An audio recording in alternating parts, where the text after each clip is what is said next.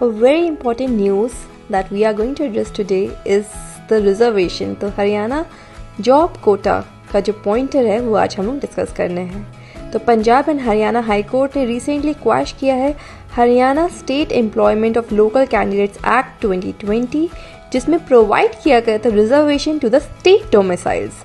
अब इस एक्ट में था क्या, तो ये चीज़ हमको जो है जानना बहुत ज़्यादा ज़रूरी है। तो इस एक्ट में ये था कि इस लॉ में एम किया जा रहा था 75% reservation of the jobs private sector में, जिनके अंदर मंथली सैलरीज जो है वो अंडर 30,000 है फॉर हरियाणा रेजिडेंट। तो यानी प्राइवेट सेक्टर प्लस सैलरी जो 30,000 से कम है उसका 75% सीट्स उन जॉब्स की हरियाणा रेजिडेंट्स के लिए रिजर्व कर ली गई थी।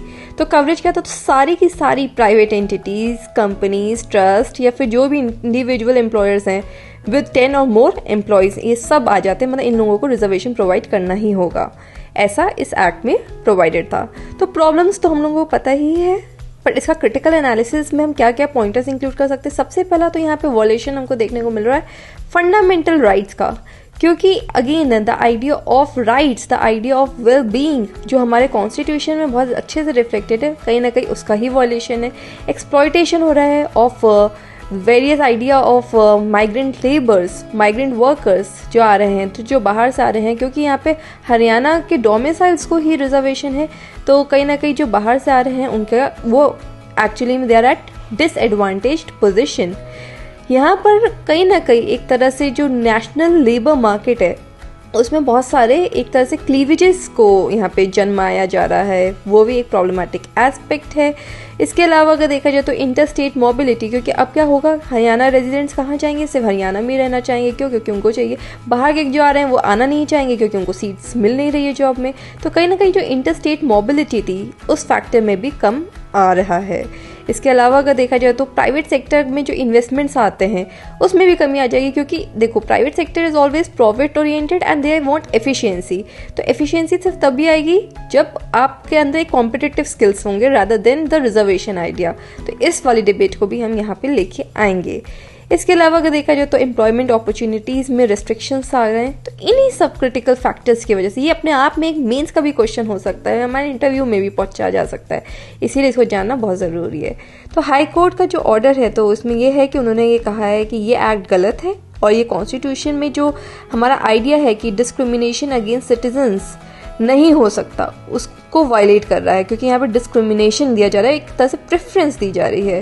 तो दिस आइडिया कि यहाँ पे प्रेफरेंस दी जा रही है on the basis of places of birth and residence which is actually a वॉलेशन of your very rights. तो यहाँ पे ये प्रॉब्लम है, इसीलिए कोर्ट ने कहा the state can not direct the private employers to do what has been forbidden to do under the Constitution of India. So the Constitution becomes the guiding light, and that's the problem. That's the idea, right? Problem for various entities and idea for the very idea of Constitution itself, the very principles, the very charm of Constitution of India. तो इसीलिए ये court की reasoning है कि constitutional violation हमको देखने को मिल रहा है आर्टिकल 19(1)(g) का, जो कि होता है क्या, the right to carry out any occupation, trade और बिजनेस। तो इस एक्ट में वायलेट किया गया है equality which is reflected in the article 14 of the constitution. ये एक्ट ब्रीच करता है 50% रिजर्वेशन लिमिट का, जो सुप्रीम कोर्ट ने इंदिरा साहनी केस में रखा था, उसको भी ये वॉलेट कर रहा है। और इस तरह के जो लेजिस्लेशन है इसमें एक आर्टिफिशियल वॉल्स आप क्रिएट कर दे रहे हैं विद इन द कंट्री, क्योंकि आप फ्री मूवमेंट ऑफ लेबर को कहीं ना कहीं रिस्ट्रिक्ट कर रहे हैं। तो इकोनॉमिक्स पॉइंट ऑफ व्यू से भी द मूवमेंट ऑफ लेबर, जो हम ग्लोबलाइजेशन और इन सब की बात करेंगे, तो with in the nationalism this idea of सब नेशनलिज्म, सब regionalism is something that is very problematic. तो वो चीज़ हमको कहीं ना कहीं काउंटर करनी होगी, तो वहाँ पे आ गया। इसके अलावा अगर देखा जाए तो प्राइवेट एम्प्लॉयर्स पे आप कहीं ना कहीं इंस्पेक्टर राज एक तरह से कर रहे हैं, क्योंकि ब्यूरोक्रेटिक कंट्रोल बहुत ज़्यादा हो जाएगा। जब आप चीज़ें रिजर्वेशन कर रहे हैं तो कहीं ना कहीं आप कंट्रोल एक्सरसाइज कर रहे हैं, तो ये प्रॉब्लम हो जाएगी। इसीलिए करना क्या चाहिए, तो लेबर राइट्स प्रोटेक्शंस, एक प्रोटेक्टिव फ्रेमवर्क होना चाहिए जिसमें हम लोग लॉस के हिसाब से चलें, जो कि हमारे कॉन्स्टिट्यूशन में रिफ्लेक्टेड है, जो प्रिंसिपल्स हमारे कॉन्स्टिट्यूशन में रिफ्लेक्टेड है। इसके अलावा स्किल डेवलपमेंट हमको करना चाहिए ताकि कंपिटिटिव एज बने, इकोनॉमिक ग्रोथ हो, तो वो कर सकते हैं हम लोग। इकोनॉमिक डिस्पैरिटीज़ जो स्टेट्स के बीच में होती हैं उसको भी हमको कम करना होगा ताकि एक तरह से कंपिटिटिव हो। जब इकोनॉमिक डिस्पैरिटीज़ हो गई या अपॉर्चुनिटी डिस्पैरिटी हो गई, अगर वही कम हो जाएगा तो इस तरह के जो पॉपुलरिस्टिक मेजर है वो हमको नहीं देखने को मिलेंगे। इसके अलावा लेवल प्लेइंग फील्ड तो होनी चाहिए। तो क्योंकि देखिए ये जो बात है, ये हरियाणा का इकलौता ऐसा लॉ नहीं है कि अभी आया हो। यहाँ पे हमको इस तरह के लॉज झारखंड, महाराष्ट्र, आंध्र प्रदेश में भी देखने को मिलता है। तो ये एक बहुत ही ज़्यादा पॉपुलिस्ट पॉलिसी होता है। मध्य प्रदेश ने भी डिसाइड किया to reserve all government jobs for state domiciles. तो these are the questions, these are the problem areas which are needed to be addressed. तो हम लोगों ने यहाँ पे इस टॉपिक को समझ लिया from prelims point of view, हम लोगों ने आर्टिकल्स की बात कर ली and also from the mains perspective.